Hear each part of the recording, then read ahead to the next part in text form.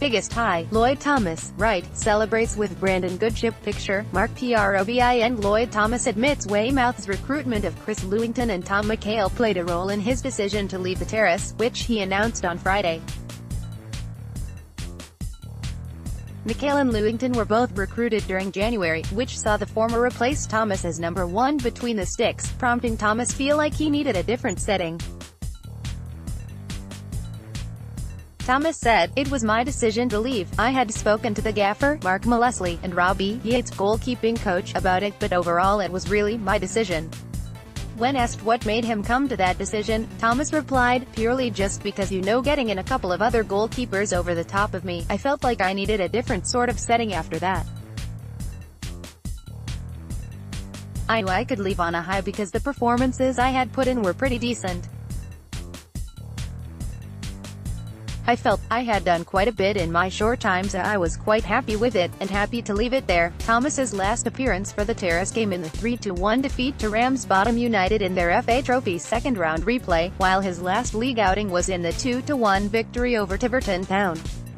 When asked how he will come to look back on his time at the Terras, Thomas replied, "To be honest, I actually really enjoyed it, and working with Robbie, who is a great goalkeeping coach, and the club is a huge club." Thomas was fond of the reception he got from the Weymouth fans, and spoke glowingly about them, as he said, "The fans. I have never played in front of anything like it." Thomas's standout moment for the club was arguably during the Terrace penalty shootout win over Dorchester in the Dorset Senior Cup, and Thomas admits he doesn't think he will ever forget it. Thomas said, "I don't think I'll ever forget that, no matter what I do next, no matter how long I end up having a non-league or even professional footballing career. That was probably the biggest high I have ever had. It was unbelievable at that moment.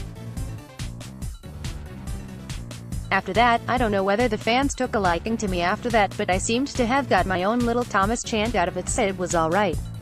I will always look back at that quite fondly, and it was a good time. Yeah, I'll never forget that." When asked for a last word to the Terrace fans, Thomas described them as unbelievable. Thomas said, "They are unbelievable. Hopefully one day I might get to play in front of them again, because that is probably the biggest support I have ever had. Even through social media, there has been a lot of support, with people saying that I have done well." When Thomas announced his decision to leave, a lot of fans wished him well, which Thomas says caught him by surprise.